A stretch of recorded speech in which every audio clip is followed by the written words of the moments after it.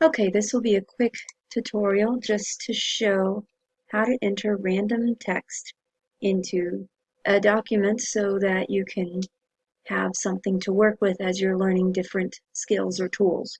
So I have my little bit of document. Now I want to put in random text. So I go equals RAND for random, and then I'll say how many paragraphs. So let's say I want 10 paragraphs, and I want each paragraph to have 5 sentences, close parentheses.